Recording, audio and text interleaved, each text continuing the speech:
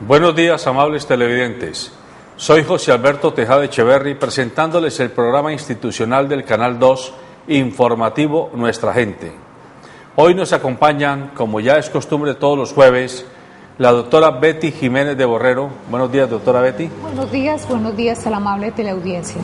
El doctor Pablo Borrero. Buenos días, doctor Pablo. Muy buenos días a usted, señor director, al periodista Peñate, a la doctora Luz Betty y a la amable audiencia. Y como ustedes ya saben, tanto la doctora Betty como el doctor Pablo son veedores ciudadanos en la ciudad de Cali, y de ahí la importancia de hacer programas con ellos donde nos dan sus puntos de vista y sus análisis sobre temas de la actualidad que nos interesan a todos. Y también saludamos a nuestro periodista jefe, Cristian Peñate. Buenos días, doctor José Alberto, buenos días a nuestros invitados, la doctora Luz Betty, al doctor Pablo Borrero, a cada uno de ustedes que están en sus casas, un abrazo cariñoso y especialmente la invitación para que nos sigan a través de nuestra página web www.canal2.co, www.canal2.co. Recuerde que este programa usted lo volverá a ver en repetición a las 12 del mediodía por este canal, el Canal 2, y también por el cable operador en Cali, en el 116, canal 116, y después de las 10:30 de la noche. Muy bien. Ayer, en la ceremonia de premiación del empresario del año que el diario La República hizo, el presidente Juan Manuel Santos se refirió al proceso de paz, de negociación con la guerrilla, y dijo, palabras más, palabras menos, que si las negociaciones seguían al paso que iban, en meses tendríamos firmado el acuerdo que comenzaría a darle forma al posconflicto. Y también mencionó una frase que ya muchas personas comienzan a especular, fue su señal de que va para la reelección. Dijo, no me iré del gobierno hasta que no deje la paz sellada en mi país. Esto significa que por lo menos la primera autoridad ejecutiva del país sigue apostándole al 100% a este proceso de negociación con la guerrilla de las FARC, y de alguna manera también esperamos que con la guerrilla del ELN. En segundo lugar, las FARC han hecho saber ya desde La Habana una propuesta concreta en la agenda rural.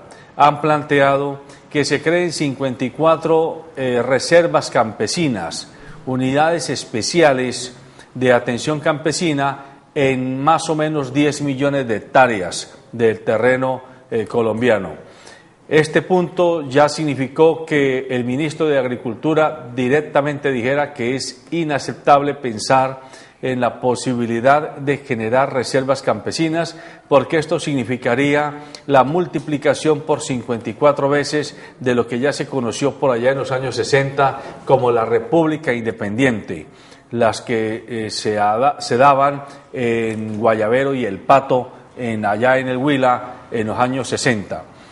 Estos son temas que queremos nosotros abordar con nuestros dos colegas panelistas invitados para que sigamos dilucidando, sigamos mostrando facetas de lo que significa este proceso, que no deja de ser espinoso, que no deja de ser complicado y que no deja de tener muchas sintonías pasionales, porque con razón quienes han sido afectados de manera directa por las acciones de la guerrilla, pues siempre tendrán desconfianza, y con razón quienes han sido afectados por la violencia paramilitar se sienten agobiados de la falta de decisión y la falta de consecuencia de ciertos sectores del país por apostarle a una negociación que termine en una agenda de pacificación de las costumbres políticas en Colombia. Esto puede ser lo que vamos a hablar en esta primera parte del programa, y yo invito a la doctora Betty Jiménez a que nos dé su primera apreciación sobre el tema.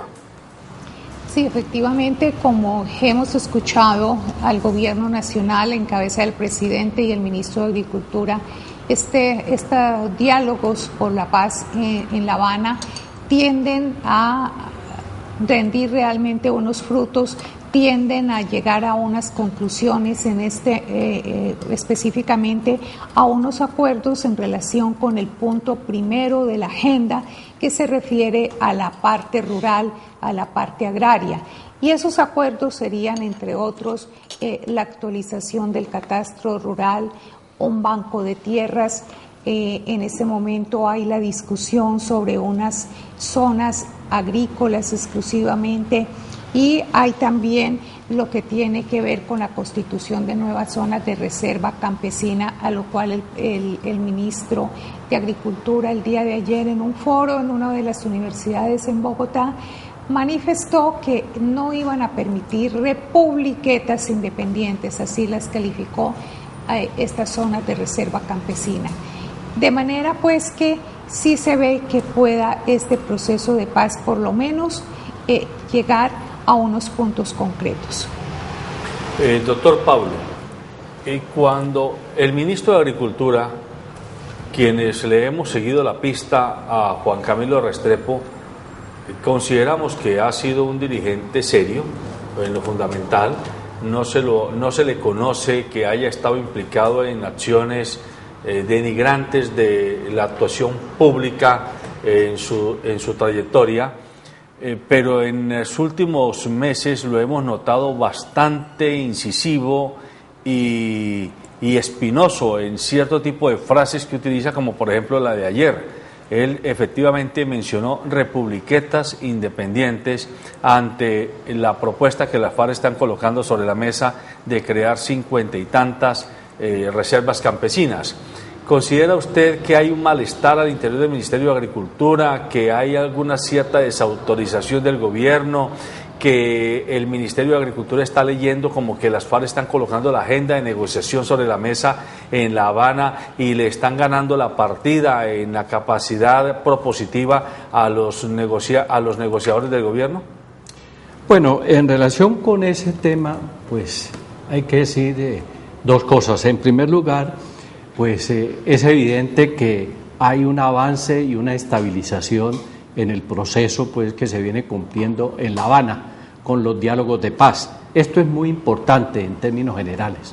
Ahora, lógicamente han surgido una serie de diferencias entre las FARC y el gobierno del presidente Santos, concretamente en relación con las denominadas zonas de reserva campesina, que, como sabemos, pues son creación del propio Estado desde hace varios años. Hoy en el país existen más o menos unas 4 o 5 zonas campesinas. Lo que sucede es que algunos sectores del gobierno piensan que las zonas campesinas son reductos de las FARC, que son asentamientos de las FARC, y que es igual la situación que se vive en las zonas campesinas en la actualidad con lo que sucedía en 1960, ¿no?, con las famosas zonas que Álvaro Gómez Hurtado calificó de repúblicas independientes, Guayabero, El Pato, etcétera.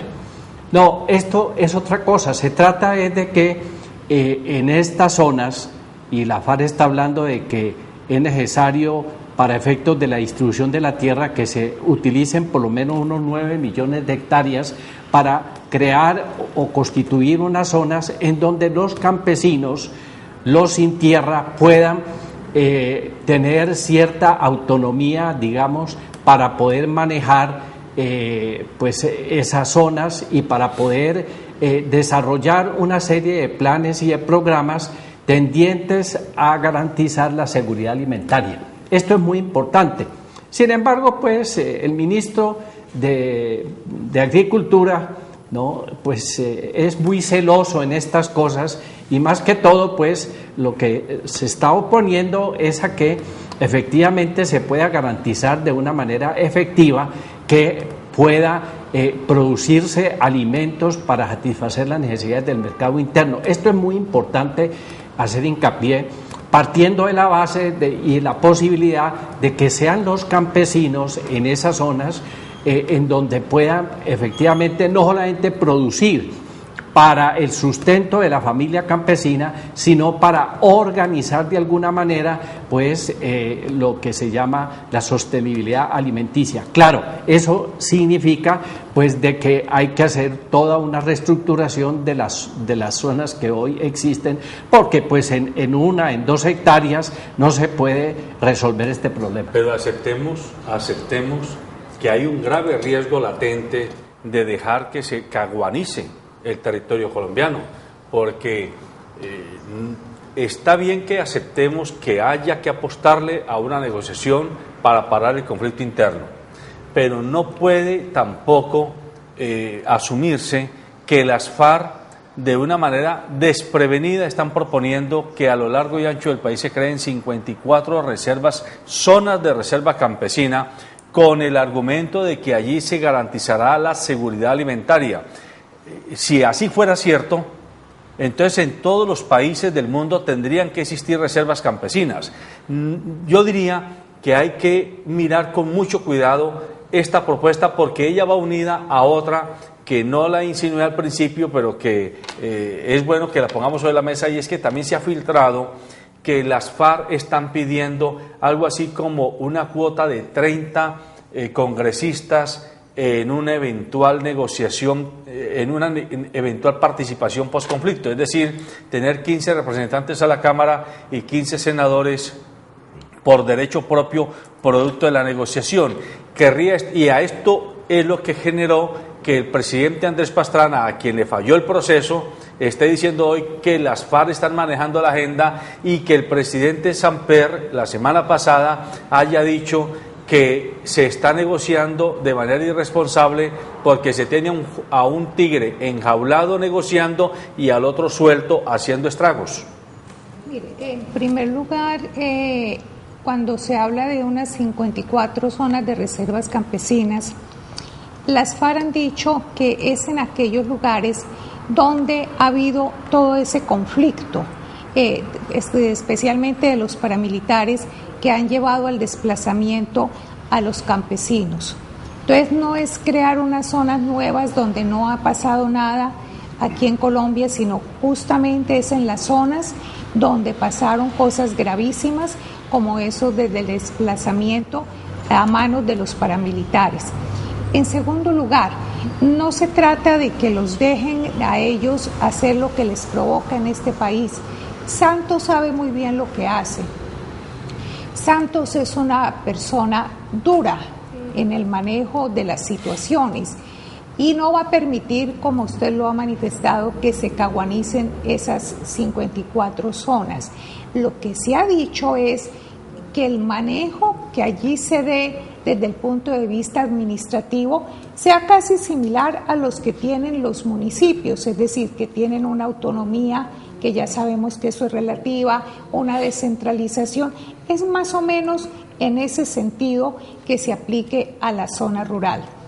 En tercer lugar, que las FARC han propuesto un 30% de los miembros del Congreso de la República para ellos. Es posible que eso haya sido así, un número más, un número menos, pero lo que interesa es que se dialogue, se desempantane eso, y que realmente esa es una de las propuestas. El país más o menos tiene claro de que el propósito de estos diálogos es la paz, y además de que las FARC dejen los fusiles para hacer la política con ideas, y de que de esta manera puedan llegar al Congreso de la República y a los organismos de representación popular. Entonces, si en épocas anteriores les han permitido a los insurgentes llegar al Congreso de la República, pues ahora también se tiene que entrar a negociar. No irá a quedar en un 30%, pero se les irá a dar unas facilidades para que puedan hacer política a través de las armas, de las ideas, de la civilidad, como lo establece la Constitución. Doctor Pablo, regálame un segundo para yo quisiera, y me permiten los televidentes, un fragmento que utilizó el presidente Santos al respecto, y me gustaría saber, doctor Pablo, qué lectura le da a lo que dice el presidente Santos. Dice que realizar transformaciones profundas del campo que es donde el conflicto echó raíz y que donde se han padecido más duramente sus efectos. Obvio, sabemos que el conflicto más duro, más grave, el problema más agudo se presenta ahí en el campo, pero realmente ¿cuáles serían esas transformaciones, doctor Pablo Borrero?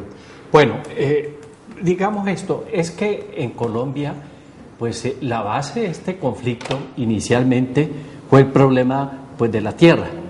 Los campesinos fueron desplazados, ¿no?, de sus tierras por una serie de grupos sociales y económicos que se fueron apoderando y concentraron la mayor parte de la propiedad en sus manos. Mire, hay un dato del Instituto Agustín Codazzi que dice que el 2% de los propietarios es el poseedor del 40% de los predios. Eso muestra pues un índice de concentración sumamente alto en el país. Aquí se trata de alguna manera de devolverle a los campesinos que han sido desplazados de sus predios, pues una parte de ellos con el propósito de que se ocupen de una labor productiva, de que puedan no solamente resolver los problemas de su familia, sino contribuir al desarrollo del campo, al desarrollo rural. Ahora, claro, hay sobre esto, pues hay cualquier consideraciones en contra de que se organice un sinnúmero de zonas de reserva. Yo pues no me atrevería en este momento a decir que deben ser 54 o deben ser 60 o deben ser 40, porque pues eso ya será objeto de un análisis y de unas reglamentaciones específicas, ¿no? De tal manera pues que de lo que se trata es de que esos campesinos que han sido desplazados inicialmente pues por las clases, los grandes latifundistas y paramilitares, etcétera, etcétera, pues puedan volver otra vez a acceder a la tierra. Ahora, claro, el ideal sería que se pudiera hacer una verdadera reforma agraria sobre la base de recuperar para el Estado la soberanía sobre la tierra y que pudiera el Estado cumplir con esa función específica de garantizar la seguridad alimentaria a través de haciendas del Estado, ¿no? Junto con haciendas o pequeñas parcelas entregadas a los campesinos. Eso sería el ideal, pero pues la reforma que se va a hacer no tiene ese alcance. Más adelante vamos a ver las implicaciones de esta situación, pero básicamente se trata de eso, de que por ese camino se logre una nueva redistribución de la propiedad que hoy está concentrada en manos de unas pocas personas como nunca en otra circunstancia del país. Además hay que decir esto, ¿no? El conflicto de Colombia es un conflicto muy específico. Efectivamente, en los demás países del mundo no se han presentado las mismas circunstancias y condiciones que hay en Colombia. Por eso el tratamiento tiene que ser también específico. Permítame, doctor Pablo, que tenemos un televidente en la línea. ¿Quién nos llama? ¿De dónde nos llama? Aló, muy buenos días. Buenos días. ¿Su nombre, por favor? Mi nombre es Marta. Marta, sí, le escuchamos. Yo opino que hay que ser bastante celoso para poder tener esa llamada paz, ¿no? Porque tenemos que tener en cuenta que la guerrilla es bastante mentirosa. Es bastante engañadora. Nosotros estamos hablando como si fuéramos nosotros, que somos sinceros, que decimos las cosas como tienen que ser, pero resulta que ellos no son así, porque ellos son gente que ya se acostumbraron a matar, ya se acostumbraron a robar, se acostumbraron a hacer las cosas a su amaño. Ellos van a hacer la paz de los que están allá y quién sabe cuántos más, pero ellos van a cambiar su relación social, ellos van a quedar haciendo las cagadas por fuera, mandados por ellos a las escondidas. Ojo con eso. Eso de la reserva, eso, ellos quieren representantes allá porque ellos quieren manejar eso por debajo. Ojo con eso, no caigamos como incautos, como bobos. Ese es mi comentario. Muchas gracias, doña Marta. Su opinión es respetable y, como ya decíamos aquí al inicio del programa, entendemos que hay mucha urticaria en la opinión pública de uno y de otro lado frente a lo que significa un proceso tan complejo como el de negociación que intenta parar el conflicto interno. Aquí hay que hacer pedagogía y no cansarnos de repetirle a los televidentes. La mesa de negociaciones que hay hoy en La Habana no está sellando la paz, está parando el conflicto, que es distinto. Es decir, llegarán a un punto en el que las dos partes firmarán un acuerdo político en el que dicen: vamos a dejar de dar bala, a dejar de colocar minas quiebrapatas, a dejar de hacer bombardeos, a dejar de hacer masacres, a dejar de secuestrar, etcétera, de un lado la guerrilla y el ejército, a dejar de perseguirlos, a dejar de bombardear zonas donde está la guerrilla, etcétera, para que entremos a un estadio donde nuestras diferencias las resolvamos por la vía política, previo a unos acuerdos que serán los que permitirán que esto se dé. Perdón, doctor José Alberto, lo que usted dice, lo último me llama la atención, una salida política. Con la propuesta que usted acaba de decir en torno a salir un poco de este conflicto y tener otro escenario y dejar un poco el bombardeo y las armas, en fin, este conflicto que es bélico y que realmente no se encuentra una salida, digamos, tan salomónica. La propuesta de tener, doctor Pablo, doctora Betty, a unos congresistas del Grupo Alzado en Armas allí, estar metido allí, haciendo participación, haciendo proselitismo. ¿Es viable de tener a estos actores allí? ¿Cómo lo vería el colombiano? ¿Cómo vería el común y corriente sobre esto? Porque en estos momentos no sé si sería elección popular, sino colocarlos allí a través... Sería producto de un acuerdo, o sea, sí. El acuerdo entraría a que el Congreso avale, y en esto ellos son juristas, son expertos, nos podrán clarificar esto. El Congreso de la República tendrá que finalmente avalar el acuerdo político de la mesa de negociación y dirá si se acepta que haya una cuota de participación predeterminada por vía excepcional para que la guerrilla entre a hacer política. ¿Se podría hacer eso, doctora Betty? No solamente el Congreso de la República, sino que desde meses antes, recién iniciando este proceso de diálogos, el presidente y el gobierno han manifestado que lo que allí se acuerde en la mesa de diálogo se va a someter a referendo. Es decir, vamos a ser los colombianos quienes finalmente decidamos si los acuerdos a los que llega el gobierno nacional deben finalmente convertirse en norma que obligue al Estado, al gobierno y a todos los colombianos. En segundo lugar, la discusión no es si tenga el 30%. Yo personalmente no creo que se les pueda dar el 30%, la tercera parte del Senado, por decir algo, al grupo insurgente de las FARC. Eso, como lo dijo el doctor Borrero hace un momento, va a ser objeto de unos acuerdos. Pero de lo que sí estoy casi segura es de que, por supuesto, se trata es de garantizarle a la insurgencia que se reincorpore a la vida civil y a la vida política con las ideas y no con las armas. Ese es el propósito. Fíjese usted cómo es de paradójica una situación en Colombia. Estos economistas, que son los que han venido dirigiendo, los tecnócratas economistas, han venido dirigiendo el país en los últimos 25 o 26 años con sus teorías neoliberales y que las han implementado hacia rajatabla en todos los ámbitos de la esfera, tanto estatal como privada. No se ponen y que lo que les interesa es la rentabilidad, el lucro, mayor utilidades, menor inversión. No les preocupa una cosa que es tangencial: la cantidad de recursos que se van anualmente para la guerra.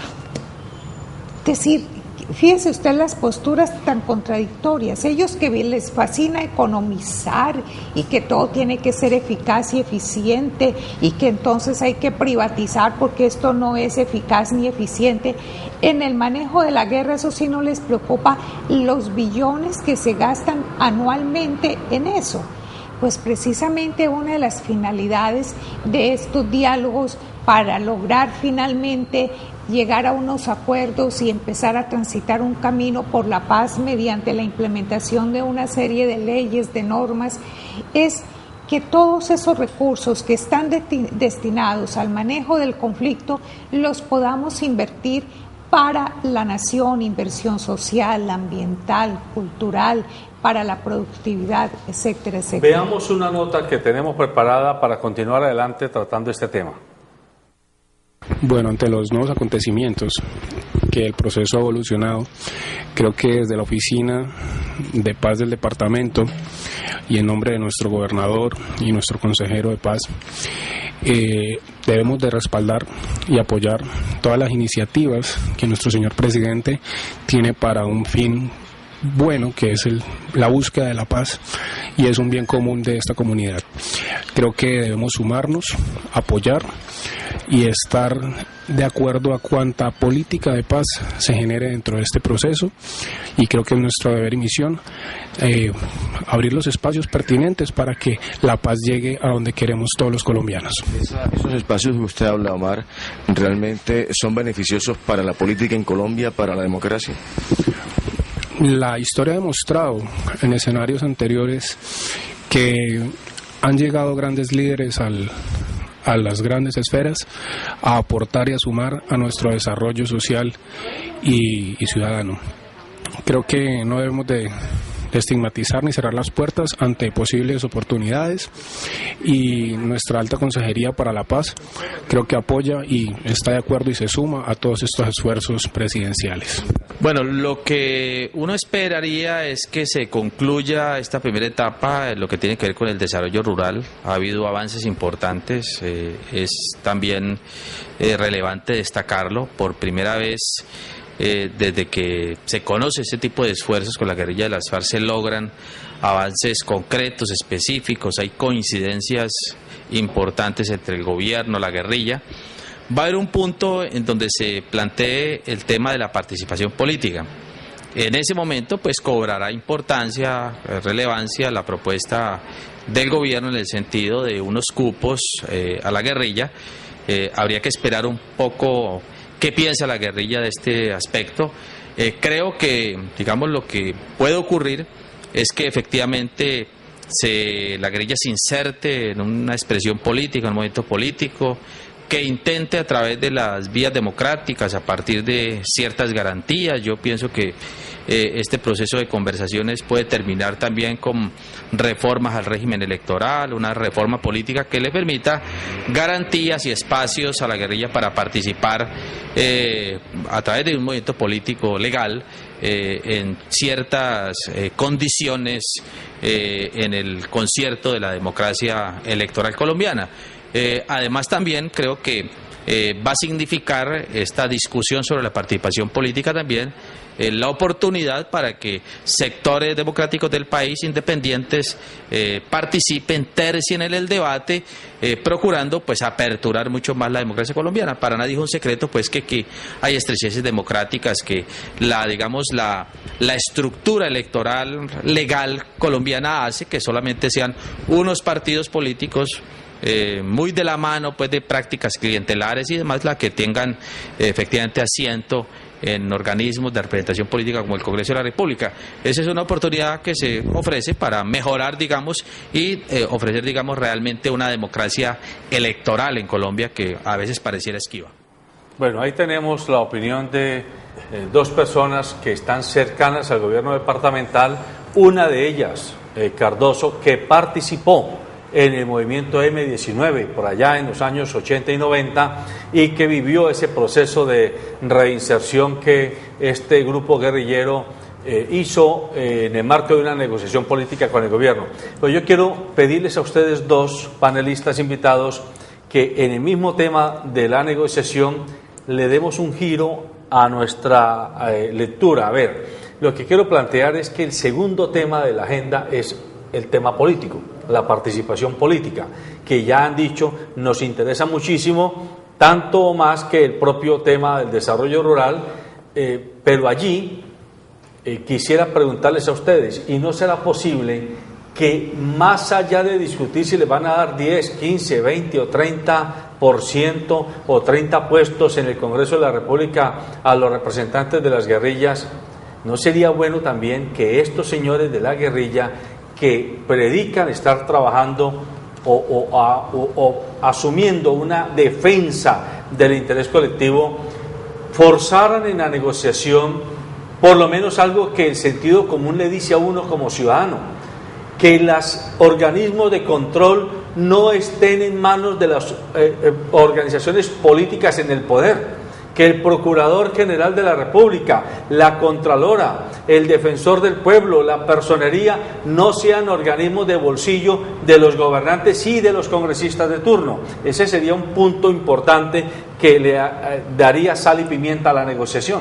Ese sería un punto a tratar con posterioridad a la firma de los acuerdos a los que se llegue en La Habana. Esas son las cosas que ayer, entre otras, ha manifestado el presidente Santos, de que hay que continuar después de la firma de los acuerdos en esos diálogos, construyendo la paz. Y construir la paz es toda esa normatividad, tanto a nivel constitucional como legal, todos aquellos desarrollos que permitan realmente hacer de este país una verdadera democracia, no una democracia simplemente formal como es hasta ahora. El aspecto que usted ha planteado de cómo deben llegar a estos cargos, entre otros el procurador, el contralor, defensor del pueblo, tiene que ver con la verdadera democracia, la democracia real. Entonces, eso va a ser unos puntos que posteriormente se van a tener que discutir, y eso implica una reforma constitucional. Eso se tiene que hacer por medio de un acto legislativo. Por eso son importantes los partidos políticos, y no me cabe la menor duda de que el gobierno le dará, en los acuerdos va a estar plasmado, las garantías reales también a la insurgencia para que pueda actuar a través de verdaderos partidos políticos, y son los partidos políticos los voceros de todos esos intereses generales de la comunidad, pues porque todos no podemos llegar y hablar en una gran, convertir a este país en una inmensa plazoleta, pues todos tenemos unos voceros, unos representantes que son los que hablan, los que dirigen y los que finalmente llegan a los acuerdos. Pero de todas maneras que la base sea muy importante, es decir, todos los colombianos debemos ser muy importantes en este proceso para decidir qué Colombia es la que queremos más adelante y transformar esta democracia formal en una verdadera democracia real. Doctor Pablo, la doctora Betty está planteando que ella, según se desprende de sus palabras, cree que el gobierno está dispuesto a tratar de garantizar hasta el máximo posible la participación política de las FARC en un escenario nuevo de negociación política. Yo le pregunto a usted, el hecho de que murió Chávez ya hace semana y media, ¿significa que esto va a posibilitar o por lo menos a estimular en los dirigentes guerrilleros el que se acelere un proceso que evite desgaste de negociaciones largas, tediosas, puesto que de alguna manera, así Chávez estuviera enfermo, tenía una simbología, un peso simbólico tan grande en el imaginario colectivo y también en el imaginario de las propias FARC, que hoy de todas maneras el mosaico político ya se mueve y ya no es lo mismo un Maduro al frente que un Chávez en la cama, porque por más enfermos que estuviera, Chávez seguía siendo Chávez y tenía muchísima presencia, un poder inmanente, si se quiere, tanto en su país como, ¿por qué no?, en el vecindario. ¿Esto ayudará en este proceso de negociación desde el punto de vista de la aptitud de los dirigentes de las FARC? Bueno, yo creo en primer lugar que desde luego la presencia en su tiempo de Hugo Chávez pues facilitó de alguna manera pues que se pudieran sentar las FARC y el gobierno a realizar los diálogos de paz. Esto es muy importante y que desde luego pues el gobierno de Hugo Chávez generó pues unas condiciones y eso fue muy importante pues para estos desarrollos. Pero ya el proceso de paz tiene su propia dinámica. Yo pienso que de todas maneras hay en la conciencia tanto del gobierno como de la FARC la necesidad y la urgencia de llegar a unos acuerdos sobre cosas concretas. Y la experiencia práctica e histórica nos está demostrando en este momento pues que esos acuerdos pues van caminando, hay avances en todo. El gobierno ha salido a decir a los medios que se está logrando llegar a unos acuerdos y que muy pronto se irá a pasar a los otros puntos con el propósito de que en unos pocos meses se pueda finalmente suscribir un acuerdo de paz para acabar con el conflicto. Pero déjeme decirle una cosa, claro, en esto pues me parece que las dificultades están al interior del país, porque hay sectores sociales, ¿no?, entre ellos el que acaudilla y representa el expresidente Uribe, que pues de alguna manera pues se han atravesado al desarrollo de estos procesos con el argumento pues de que no hay que confiar en la paz y que aquí se ha regresado al Caguán y que pues los miembros de la FARC no son dignos pues de con ellos llegar a un acuerdo para que tengan representación política, etcétera, etcétera. Es decir, hay una serie de malquerencias en todo esto que hace pues que de alguna manera sectores sociales, políticos y económicos se atraviesen a todo este proceso. Pero yo pienso que el mismo tiene una dinámica propia y que hay voluntad tanto de la FARC como del gobierno para sacar adelante este proceso de paz. Ahora, lógicamente, que como usted bien lo decía, aquí no se trata de acordar definitivamente la paz, sino de acabar con el conflicto armado. De ahí en adelante, pues habrá que entrar a hacer una serie de análisis y desde luego llegar a otros acuerdos de carácter político para hacer una reforma que yo pienso que debería hacerse en el futuro a través de una asamblea constituyente. ¿Por qué? Porque como usted bien lo decía, se trata de democratizar el país, que los órganos de control sean realmente electos, con participación ciudadana, que se le pueda revocar el mandato al presidente de la República, como sucede, por ejemplo, en Venezuela, inclusive, y en otros países, que los jueces, algunos a cierto nivel, sean elegidos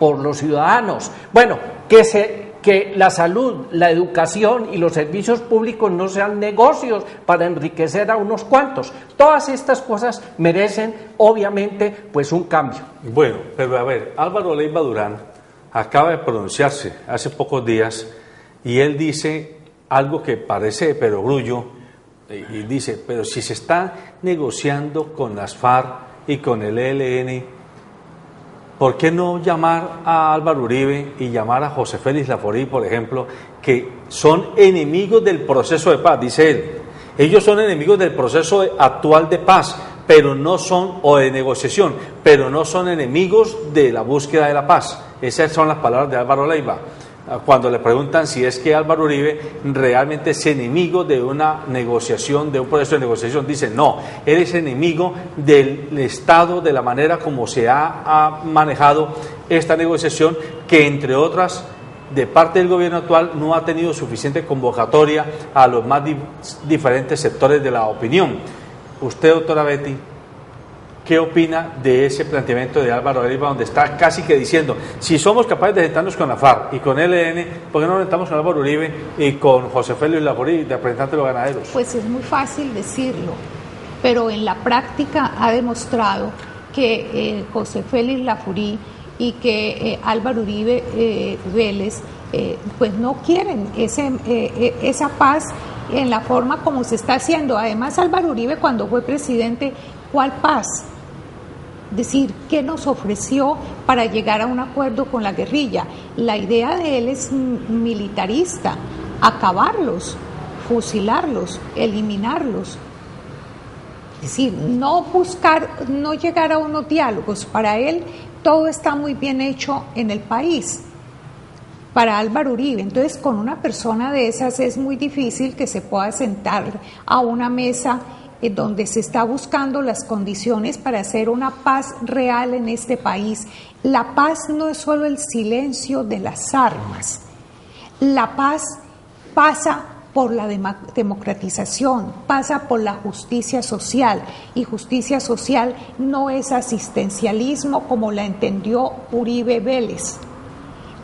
La paz con justicia social implica la creación de una serie de condiciones en el país, económicas, empresariales, etcétera, para incorporar a la vida productiva al mayor número de colombianos, para garantizarles a los colombianos todos el acceso a la educación, a la salud, a vivienda, a servicios públicos, no asistencialismo, porque es que criticamos mucho en Venezuela el asistencialismo, pero es que aquí estamos haciendo lo propio. Esto no es sostenible. Lo que estamos haciendo cada vez con mayores subsidios y más subsidios a los sectores populares es asistencialismo, y lo estamos sacando de las regalías del sector minero, y eso ha decaído. Eso no es sostenible. De manera de lo que se trata es de generar unas condiciones idóneas para que podamos participar todas, con las cuales no está de acuerdo ni Álvaro Uribe ni José Félix Lajorí, nomás en la parte de la concentración de la tierra y en lo que tiene que ver con los impuestos. Uno de los temas aquí en la agenda, el primer punto, tiene que ver con la actualización catastral, y ahí se están tocando puntos sensibles. La concentración de la tierra. Entonces, ¿qué dice José Félix Lajorí? Perdóneme, yo le interrumpo para que el televidente entienda lo que usted dice, cuál quiere decir cuando habla de actualización catastral. En el campo, ¿no? Eso, en el campo. Así como nos cobran en la ciudad, impuesto predial por el bien inmueble que tenemos en la ciudad, los bienes rurales, o sea, las fincas, deben pagar un impuesto también al Estado. Pero aquí no hay, es muy difícil, digámoslo, que alguien le haga conejo al Estado, aunque también lo hacen, pero en el sector rural es muy fácil hacerle conejo al Estado, y entonces algo que debiera pagar 100 termina pagando 5 pesitos nomás. En ese aspecto, perdón, pero es que en ese aspecto hay una cosa muy particular, es que en el campo prácticamente no hay catastro, ¿no? Y entonces nadie paga absolutamente ningún impuesto, y la propuesta que ha hecho el señor Lajorí, que es el presidente de Fedegam, es de que el impuesto se pague teniendo en cuenta el uso de la tierra y no el valor comercial. Entonces, fíjese la diferencia. Pues si por ese camino, ¿qué es lo que va a pasar? Pues que finalmente los grandes latifundistas no van a pagar lo que deben pagar. Y hay unos datos bien interesantes del Instituto Agustín Codaxi en relación con la utilización de la tierra para esos efectos del impuesto. Mire, por ejemplo, se dice, con base en un informe del Instituto, que en Colombia hay 39 millones de hectáreas dedicadas a la ganadería, cuando deberían ser, o cuando son aptas únicamente para la ganadería, dice el instituto, 20 millones no más. Es decir, que hay un excedente que se está utilizando de manera inadecuada, ¿no? Para fines de ganadería. Y en materia de agricultura, se dice que hay 3.4 millones de hectáreas cultivadas, ¿no? Cultivadas, cuando hay aptas para el cultivo que no se aprovechan cerca de 20 millones de hectáreas. Esto le muestra, de un lado, pues que hay una inmensa concentración de la propiedad en manos de unas pocas personas, y que la utilización de la tierra pues no corresponde con la realidad económica, porque gran parte de la tierra se está utilizando para la ganadería y no para la agricultura. Y pues al ordenar el pago del impuesto sobre la base del uso, pues hay la posibilidad de que mucha gente de esos grandes terratenientes finalmente no paguen pues el verdadero impuesto. Por eso es que en los diálogos de paz se ha planteado, y en eso están de acuerdo, tanto la FARC como el gobierno, en que se haga una actualización del catastro, que se haga incluso un banco de tierras, y que se proceda a organizar lo que está completamente desorganizado en materia rural. Con la tecnología GPS es muy fácil. Claro. A propósito de ese tema, aquí tuvimos a la doctora Cristina Arango hace 15 días, 2 semanas atrás teníamos a la doctora Cristina, y nos decía, había gente que aquí no pagaba catastro, y tuvieron que actualizar el tema, sistematizar, digamos, esa base de datos para conocer quiénes no pagaban. Aquí tendrían que hacer lo mismo. El Instituto Agustín Codazzi tiene que hacer una forma global para mirar quiénes no están pagando, para incrementar a aquellos que no pagan, y ante todo para formalizar ser equitativos a la hora de ese cobro de impuesto predial para la finca, los terrenos y todo. Perdón, Cristian, es decir, lo que es motivo de discusiones en la mesa de diálogos en La Habana no es la actualización catastral en los centros urbanos, no es en las ciudades. La actualización catastral que es objeto de discusión allá en La Habana es en el campo, la parte rural, y ese es uno de los aspectos en ese primer tema de lo rural. Y es así, ¿por qué José Félix Lafourcade no quiere que se actualice el catastro? Primero, porque le va a colocar el verdadero valor comercial al precio de la tierra. Segundo, porque él sabe que hay concentración de la tierra solamente en 2% de los propietarios del sector rural son dueños del 40% de todo el campo en Colombia. Entonces, imagínese usted ese 40% a precios comerciales, ¿cuánto tiene que pagar de impuestos? Entonces, la salida de él para evitar pagar esos impuestos es no paguemos por superficie, por área, que paguen por el uso. Y el uso está mal en la tierra. Ese es otro de los problemas que pasa, entre otras cosas, por la seguridad alimentaria. Entonces, fíjese usted que de todas maneras lo lamentable es que aquí los colombianos no nos hubieran escuchado cuando decíamos estas cosas y que sea ahora la guerrilla la que los esté planteando. Pero de todas maneras, el hecho de que sea la guerrilla y no nos hayan escuchado a los ciudadanos no significa que el problema no existe y que no hubiera que tratarlo en un momento dado, y llegó el momento de tratarlo. Es claro. Antes de seguir, veamos otra nota que tenemos preparada sobre este tema. Bueno, sobre esta propuesta sabemos que hace 15 días estuvieron allí unos congresistas en La Habana por orden y autorización del gobierno nacional para hablar sobre el mismo tema.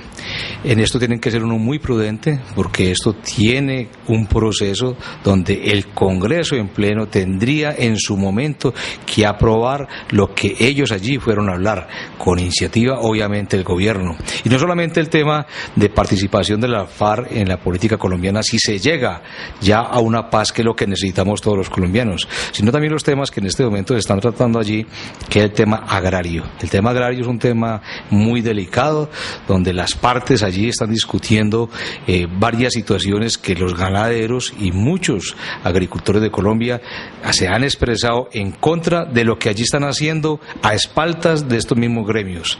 De verdad que aquí tenemos que esperar cuáles son los resultados y las discusiones que debe haber sobre este tema. No, Alberto, en esa forma el gobierno prácticamente está abierto a las posibilidades del diálogo que pasa. No están diciendo que no sean negativos, sino están abiertos a todo índole de que los diálogos se den y se firme el pacto de la paz en Colombia. Todo, no solamente el gobierno está abierto, aquí estamos abiertos todos los colombianos, pero también hay que ver cuáles son realmente las condiciones que se van a tratar allí sobre la mesa. Hace más de 50 años vivimos en esta maldita violencia, donde todos los colombianos, sea un familiar, un amigo, un primo, tenemos la huella de lo que ha pasado en nuestro país. Por ende, tenemos que esperar y ser prudentes en este tema y esperar los resultados para así la sociedad colombiana también aceptar lo que se está haciendo allí. Es mejor ver a un guerrillero estar en el Congreso que verlo en la selva haciendo desastre en la sociedad colombiana. Es cierto lo que usted está diciendo, pero también bajo qué condiciones y bajo qué parámetros se dan estos encuentros y cuáles irán a ser los resultados sobre esto. Se violan a través del ofrecimiento del gobierno nacional la Constitución de no hacer democracia, sino imponer a unos congresistas que no estaban dentro de una acción democrática. Todo diálogo, toda concertación con el enemigo, digámosle de esa forma, tiene sus consecuencias y tiene sus riesgos. El gobierno nacional se la está jugando, hay que acompañarlo, pero hay que esperar también bajo qué parámetros se van a hacer las cosas. ¿Está preparada la sociedad colombiana de aceptarlos ahí en el Congreso? Parte de la sociedad colombiana, todo depende cómo estén las condiciones, porque la verdad que aquí todo tiene que ser por iguales partes y bajo una constitución que es la que nos regimos todos los colombianos. Bueno, ahí tenemos a Carlos Alberto Orozco, que dicho sea de paso es hermano de Nacianceno Orozco, es diputado del Valle del Cauca, que fue sacrificado en las selvas colombianas por las FARC, en el grupo de los 11 diputados asesinados hace ya algunos años por este grupo guerrillero. Para cerrar este tema, porque el tiempo ya se nos va acabando, les quiero plantear, en estos días estuvimos aquí invitados el 8 de marzo, a propósito de que era el día donde se hace una celebración, a mi juicio grandilocuente, pero no consecuente, del Día de la Mujer. Aquí tuvimos a María Teresa Arizabaleta. Ella representa a la Unión de Ciudadanas de Colombia y representa a la Red Pacífica de Mujeres. Y decía María Teresa en su intervención que están dispuestas las mujeres que están organizadas en torno a este tipo de movimiento a parar la guerra y a parir la paz, y que están pensando seriamente en constituirse en un movimiento político para impulsar, entre otras, a Piedad Córdoba como su posible candidata presidencial en unas eventuales elecciones futuras. Pero netamente las mujeres. Sí, es un movimiento de mujeres, y por eso ellas dicen que su eslogan es: las mujeres paramos la guerra y parimos la paz. ¿Qué lectura le hacen ustedes a este tipo de fórmulas? Pues en primer lugar, no debemos hacer las luchas únicamente desde el punto de vista de nuestras orillas, desde nuestras orillas de género. La lucha por un mejor país la tenemos que hacer hombres y mujeres conjuntamente, pero bueno, es respetable la posición de ellas. Pero, ¿qué es lo que proponen como paz después de que se firmen esos acuerdos en La Habana? Porque es que de lo que se trata es de eso. ¿Qué es lo que ellas proponen? ¿Qué proponen en materia política? ¿Qué proponen en materia económica? ¿Qué proponen en materia social? Muy posiblemente seguir con el asistencialismo. ¿Qué proponen en relación con los servicios públicos? En relación con la salud, simplemente cambios cosméticos, pero no quitarle el negocio a las grandes empresas. Me parece que eso es válido para ese movimiento y para los partidos tradicionales y para los nuevos partidos, porque siempre nos salen en época preelectorales que aquí sí vamos a resolver los problemas, pero es que no se les pregunta ¿y cómo? ¿Cuál es la fórmula? A ver usted, doctor Pablo. Bueno, yo a manera de conclusión, más que, pues yo creo que las palabras que ha expresado la doctora Luzbetti, pues son lo que realmente responde a la nueva realidad que se está viendo en el país. Partidos feministas, partidos que únicamente proponen, son candidatos, pero que no tienen ningún programa ni hay ningún proyecto político de fondo, pues no tienen en este momento ningún asidero en la propia realidad. Pero bueno, yo creo que de todas maneras el gran derrotado con todo lo que estamos viviendo en Colombia son los seguidores y desde luego el expresidente Uribe Vélez, que con su concepción de conseguir la paz sobre la base de seguir haciendo la guerra, pues hoy no tiene eso ninguna razón de ser, ningún fundamento. Lo que está proponiendo el gobierno del presidente Santos es una cosa mucho más realista, ¿no? Que se haga política por medios pacíficos y que se consiga la paz no a través de la guerra, que hoy le cuesta al país más de 23 billones de pesos, recursos estos con los cuales se podrían hacer muchas cosas importantes en materia de inversión social, salud, educación, para mejorar la situación de pobreza y de miseria en que se encuentra el país. De tal manera pues que yo creo que ese es uno de los grandes derrotados, y desde luego van a salir de alguna manera derrotados los Laforí y los de Fedegan, que creen que pues que planteando una serie de cuestiones que no tienen nada que ver pues con la realidad y que más bien les van a permitir a ellos es continuar ejerciendo su poderío, hoy encuentran la resistencia no solamente de los diálogos de paz, sino de todos los ciudadanos que van a exigirle efectivamente al gobierno que haya un nuevo catastro, que pongan a pagar impuestos a los grandes propietarios de tierra en el país. Deme 30 segundos para decir algo. 30 segundos. Resistencia de la senadora Piedad Córdoba que tiene en Colombia. Yo quisiera decirle a los que están, digamos, liderando este proceso democrático de las mujeres, tienen mucha resistencia, o si no, miren las redes sociales que aparecen como la doctora Piedad Córdoba para ser una líder o para buscar ser candidata a la presidencia de la República. está, la verdad, mirando y cuestionando las redes sociales su propuesta en ese sentido. Tenemos una llamada telefónica. ¿Quién nos llama? ¿De dónde nos llama? Buenos días, doctor Tejada. Buenos días. Doctor Cristian. Y ahí como los dos señores que están ahí como la señora.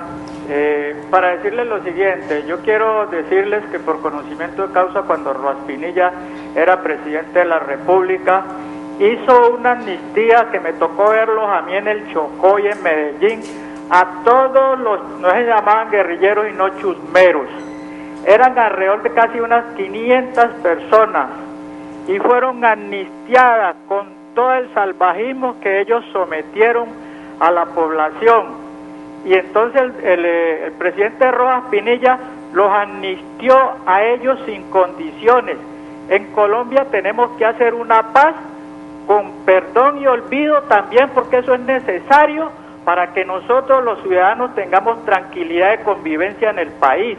Eso es lo que hay que hacer. Y de acuerdo a la ley internacional, los que hayan metido sus delitos, si hay que perdonarlos, hay que hacerlo, porque se necesita por encima de todo la paz en Colombia.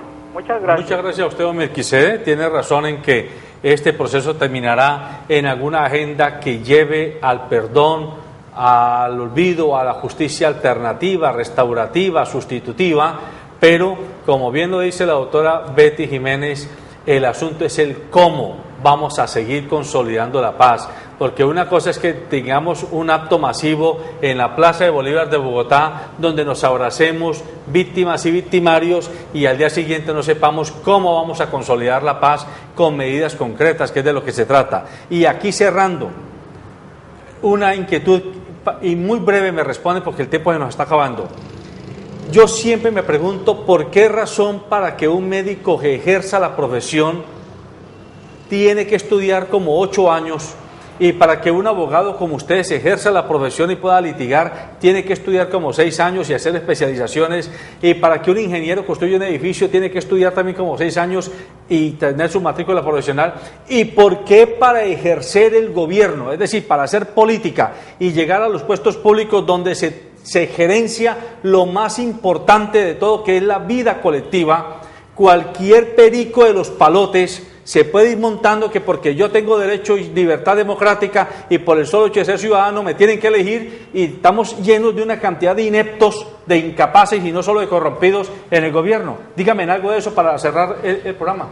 2 puntos tiene esa respuesta. Primero, no se le exige más especialidades diferentes a ser colombiano, tener determinada edad, saber leer y escribir, en fin, de ser profesional para ser presidente de la República, gobernador, ser congresista, es decir, a los cargos de elección popular, porque todos los otros cargos del sector público, así sean los personajes ineficaces e ineficientes, han llegado generalmente por medio de concursos, y entonces tienen que haber hecho una cantidad de especializaciones y de capacitaciones y ser profesionales, y eso es para otro programa, porque está demostrado que el tener una cantidad de títulos no da la eficiencia ni las capacidades para manejar. En 30 segundos su respuesta. Bueno, yo le diría a usted que parodiando un poco lo que dijera algún gran escritor, los ciudadanos siempre serán objeto de el engaño de los demás y de su propio engaño si no son capaces de desentrañar de las promesas, de los discursos ventijulieros, ¿no?, la verdadera esencia del poder. Quienes están al frente del poder deben representar y defender los intereses generales, los intereses de la comunidad y no intereses de clases personales, que es lo que generalmente sucede en estas sociedades. Muy bien. No podemos dejar de que, sobre pretexto de que tenemos que exigirle al presidente de la República que sea una especie de premio Nobel en todas las cosas, igual para los alcaldes, desdibujemos la democracia, que es lo que quieren. En eso tenemos que poner muchísimo cuidado. Eso Una será para otro cosa programa. es llevar ineptos y otra cosa es que, sobre pretexto para no llevar ineptos, entonces hagamos imposible la posibilidad de que muchas personas que sí tienen verdaderas capacidades puedan llegar a esos cargos de elección Pero popular. también a Eso través nos de da. la Perdón, meritocracia pero el tiempo se nos acabó. puede desvirtuar también Ya. la verdadera democracia. Muy bien. Amables televidentes, el tiempo se nos acabó. Está bien que queden calientes los panelistas para que preparen un nuevo programa con este tipo de énfasis. Recuerde, el único propósito que tiene este programa es informarlo a usted, para que informado piense y decida en función del bienestar colectivo. Cuando construimos ciudadanía, ejercemos ciudadanía. Y cuando ejercemos ciudadanía, somos capaces de consolidar un verdadero Estado democrático. Buenos días.